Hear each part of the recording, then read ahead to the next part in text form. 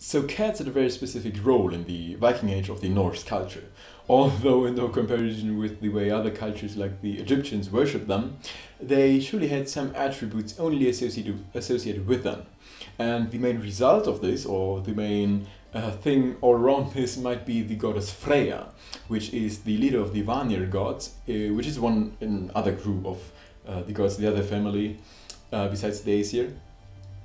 And she's the one with a chariot that is pulled by two cats.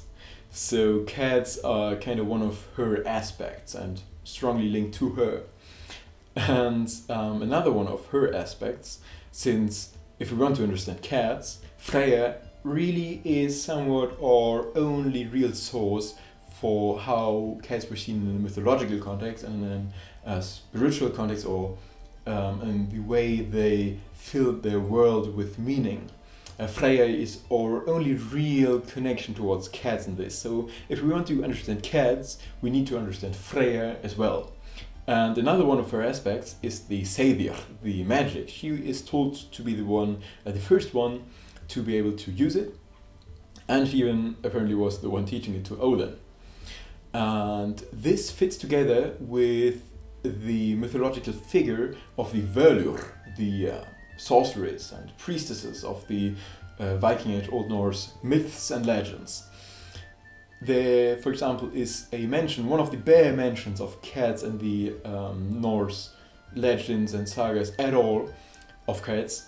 There's the Eric the Red saga, and he at one time meets a Völva, a sorceress, a very powerful one. And she has gloves and a head made out of cat fur. So this maybe seems a little bit weird out of today's perspective, using cat fur like leather and other furs, but back in the day, and even in the ancient times and medieval times, and even until the middle of the last century, using cat fur really was rather common, since, well, it is really, really soft and provides quite a good protection of the cold. And even, for example, as I said, in the 20th century in sky equipment or so, they used cat fur. But either way, they used cat fur back then. And if you have, or if a character in such a legend has an association with Freyja in the first place, like a Völva, a priestess, a sorceress would always have as someone using magic, this connection might even have been amplified by having a connection to cats as well, which is another connection to Freyja. So giving a sorceress or sorceress having something out of cat fur, or having cats or something, really fits into the theme of the goddess Freyja, and sets a focus on the role of cats for Freyja. I mean, it could also have just been completely random that they would want Freyja to have a chariot pulled by cats, but no, they actually probably had some real connection to her and made up a large part of the topic and theme, overall theme of that goddess. So another one of Freyja's aspects is her name, which can somewhat be translated to lady, or at least be understood as a title, so for a ruling woman. So this also links her to, well, ruling woman, woman of power, power and rule in general.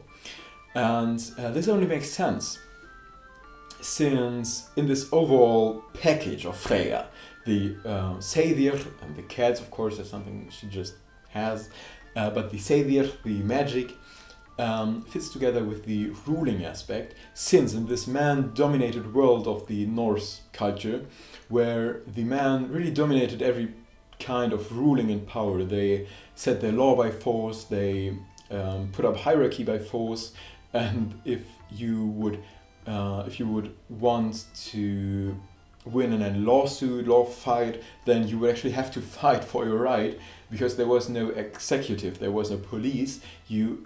Even if you, at least in Iceland for example, if you would win a lawsuit, that doesn't mean anything. If you would win a lawsuit that the other person would have to give you 2 cows, you would still have to go there and take the cows from him, and he would be in the position to defend his cows.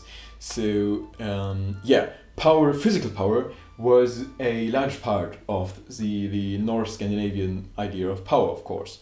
So the only way a woman could really have some kind of power and ruling a ruling position was by using Sathir, since Sathir and the magic was something only women could use. At least that was the idea. So only women could use magic, and therefore if you would be a woman and would want to have some position of power and would want to rule, you would have to use magic, or at least convince everybody that you do, since, well, it's still magic.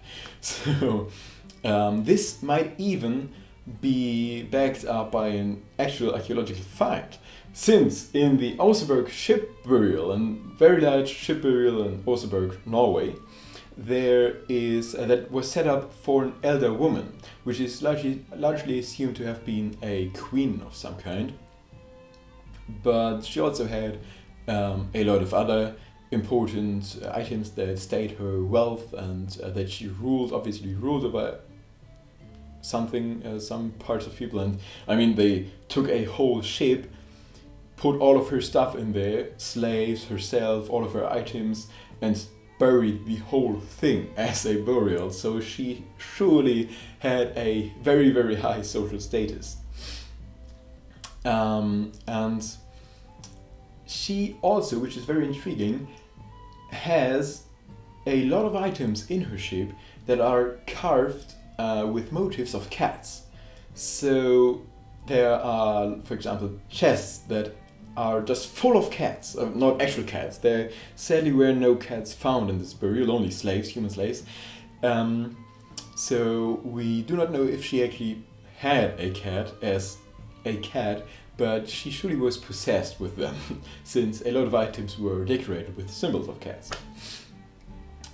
So she is associated with cats, she's associated with ruling, and there are other items that somewhat put it in the direction that she also was something of a priestess and not a warrior, obviously, since there are no real weapons in her grave. But it is widely assumed that she was some kind of believed to be sorceress or a priestess, and therefore identical in large parts with the mythological figure of the Völva, a Völur. So a magic using priestess. So this might even be one of the main figure in this whole constellation of Freyja, the ruling through magic, through woman power, and associated with cats. This queen of the Oseberg ship also was. And still, although the cats had such an important role in one very large aspect of their mythology and of their everyday religious life, Freyja is assumed to be the main goddess the woman and females in general would praise and pray to in the Norse Viking Age. So even though cats were such an important aspect of their everyday religious life, there are almost none finds of cats in the Viking Age in Scandinavia at all. Almost none. Only in the state of Hedeby in Heiðarbær is a population of cats found that lets us assume that there has been an active population of cats that could reproduce itself and that lived in that city like in every city today. So Hedeby is a Viking Age Danish city on the Baltic coast of today's northern Germany. So close where I live today. And yeah, there was the only active population of cats, and in all of the Baltic coast of Viking Age Sweden and Denmark there is no cat, not a single one that we could find. This of course doesn't mean that there were no cats at that time, but only that they really were really rare and that only the richest of the rich could afford one. Of course, still the people of the Viking Age and the Scandinavians knew about cats, that they existed. And for example, on Gotland and the Swedish island, there are 2 cats found of the migration period, so a little bit earlier than the Viking Age. And of course, the Scandinavians have wild cats and the Norwegian forest cat and all of that. And there are various subspecies of lynx. So the Norwegians knew about cats. and could integrate them into their mythology and into their mythological background, even though they might only rarely ever see a house cat, a domesticated one. And yeah, so there's this imagery of what I wanted to talk about. This imagery about a man on his wedding giving his bride a cat to establish the household. But all of our archaeological background kind of makes this image impossible to exist, since there were probably almost no cats, or only the richest of the rich would have a cat. They then also only one or a few. So I also did not find any source for this. So if you ever hear this information again without the statement of a source, take it with a grain of salt. And if you have a source, if you know where this comes from, I did not find anything, then post it in the comments. I would like to read that out.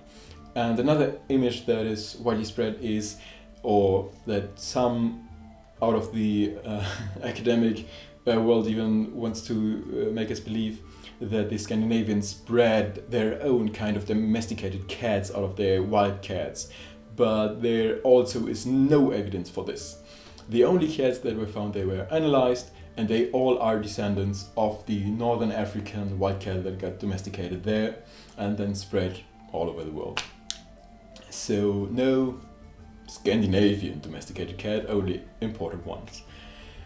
So yeah, although the cat was surely a very rare symbol of dominance or of power and wealth, they were highly praised, and probably even due to their rarity gained the status, this exotic status, as something, as this exotic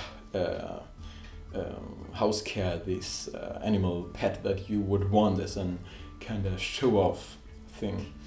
We even have, for example, latex out of the middle of the 10th century out of Ireland, that the Viking raiders would have an extra eye on robbing the cats to bring them home to Scandinavia and probably give them to their wives or to their kings if they would want to make a name for themselves.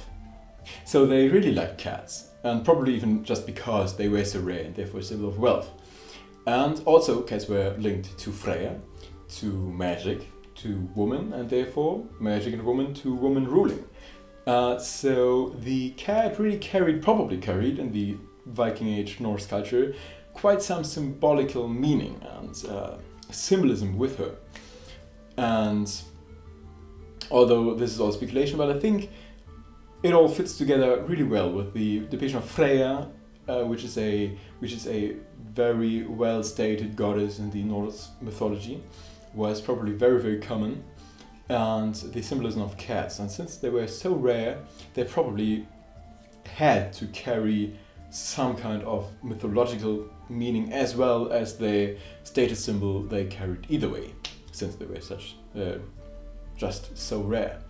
So yeah, that is everything I can tell you about the cat in the Viking Age Norse culture. I hope you found the video to be entertaining and interesting in some way at least, and that you consider subscribing so that I can see you in the next one. Have a great day and goodbye.